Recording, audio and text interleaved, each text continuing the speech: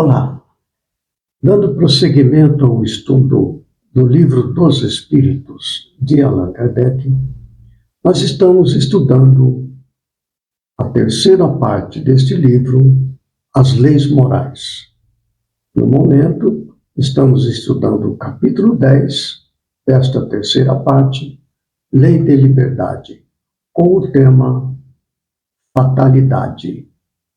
Prosseguindo os estudos já iniciados em vídeos anteriores sobre esse tema, fatalidade.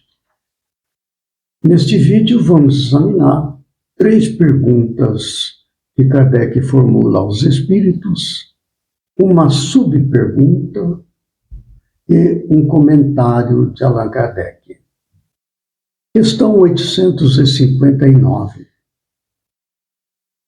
Com todos os acidentes que nos sobrevêm no curso da vida, se dá o mesmo que com a morte, que não pode ser evitada quando tem de ocorrer?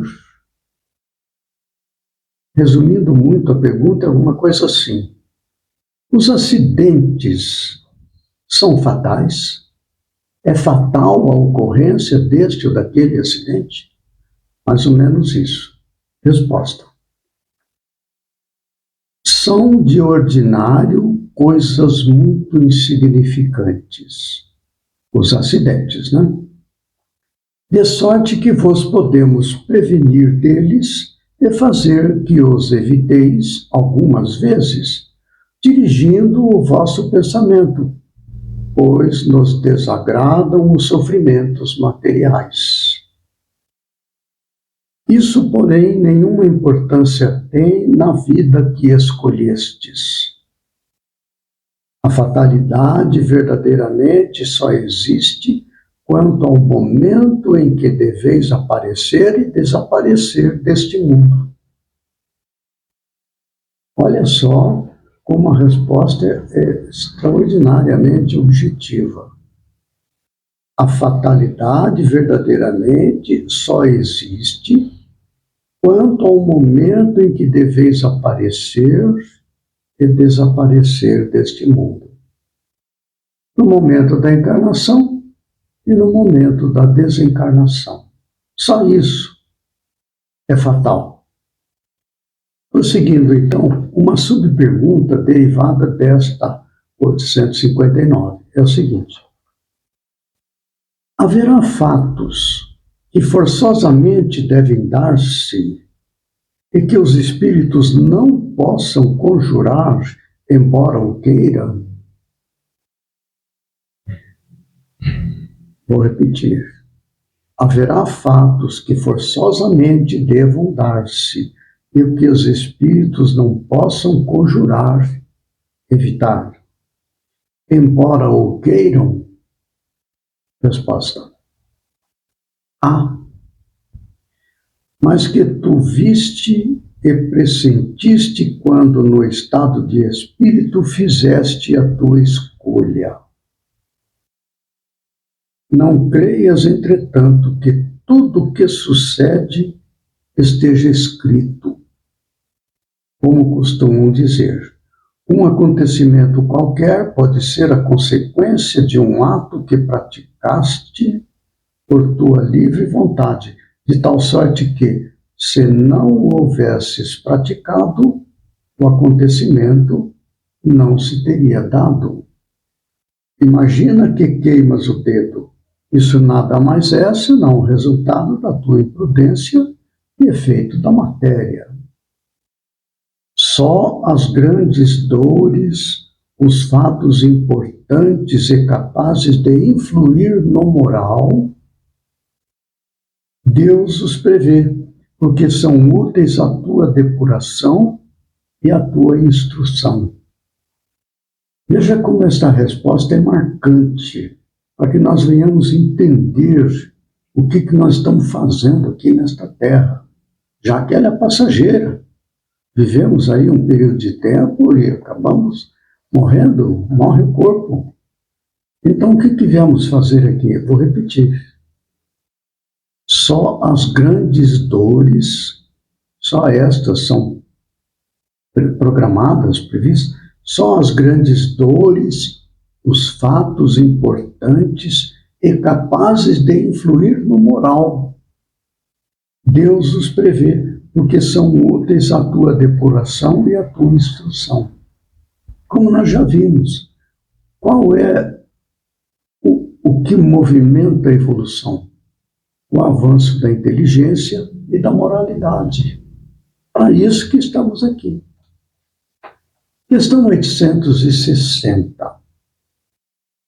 Pode o homem, pela sua vontade e por seus atos, fazer que se não deem acontecimentos que deveriam verificar-se e reciprocamente?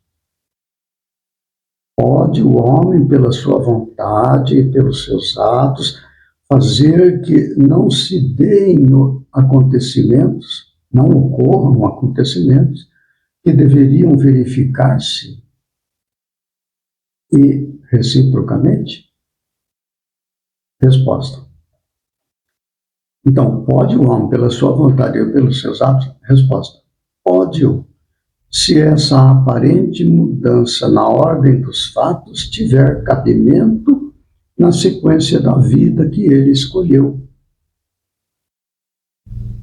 Acresce que, para fazer o bem, como lhe cumpre, pois que isso constitui o objetivo único da vida, facultado-lhe é impedir o mal, sobretudo aquele que possa concorrer para a produção de um mal maior. Então, a pessoa pode interferir numa programação de vida que esteja prevista lá, um acontecimento? Pode. Pode pela sua vontade, pelos seus atos? Pode sim, pode modificar. Desde que isto não interfira no roteiro previsto para aquela encarnação. E repito uma frase aqui, extraordinariamente importante. Fazer o bem é o único objetivo da vida. Fazer o bem é o único objetivo da vida. Então, se aquilo que nós mudamos é um bem que nós praticamos, como disse o Pedro, o amor cobre a multidão dos pecados.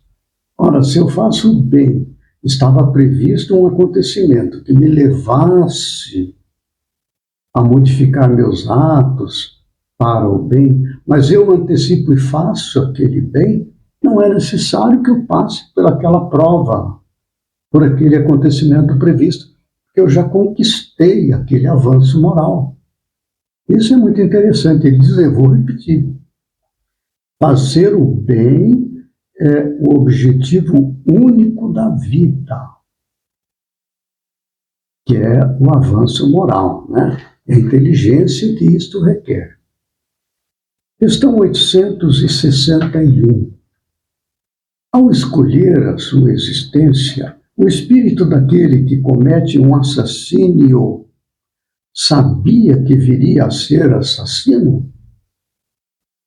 Resposta. Não. A pessoa que escolhe, ele comete um assassino, sabia que viria a ser assassino? Isso é uma predestinação? Ele estava programado na sua encarnação? Resposta, não.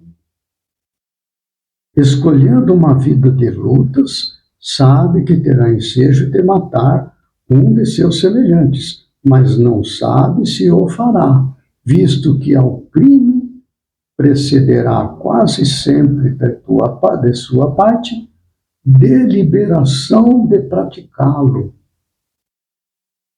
Deliberação, escolha. Tem que haver uma decisão de praticar aquilo. Então, ora, aquele que delibera sobre uma coisa é sempre livre de fazê-la ou não. Se soubesse previamente que, como homem, teria que cometer um crime, o espírito estaria a isso predestinado. Ficai, porém, sabendo que ninguém há predestinado ao crime, e que todo crime, como qualquer outro ato, resulta sempre da vontade e do livre-arbítrio. Então, esta questão não estava predestinado a tal circunstância e que eu, então, praticaria um crime, um assassinato. Vou repetir esta frase. Ninguém há predestinado ao crime, e que todo crime, como qualquer outro ato, resulta sempre da vontade e do livre-arbítrio. Aí está a decisão, a conquista moral ou não. Aí Allan Kardec ele faz um comentário neste sentido. Olha só. Ademais, diz Allan Kardec, aqui já não são os espíritos, é Allan Kardec. Ademais, sempre confundis duas coisas muito distintas: os sucessos materiais da vida e os atos da vida moral. A fatalidade que algumas vezes há só existe com relação àqueles sucessos materiais cuja causa reside fora de vós e que independem da vossa vontade. Quanto aos atos da vida moral, esses emanam sempre do próprio homem, que, por conseguinte, tem sempre a liberdade de escolher. No tocante, pois, a esses atos morais, nunca há fatalidade. Então, veja, a fatalidade que algumas vezes há só existe em relação àqueles sucessos materiais, cuja causa reside fora de vós e que independe da vossa vontade. Aí é fatal, e você não escolhe.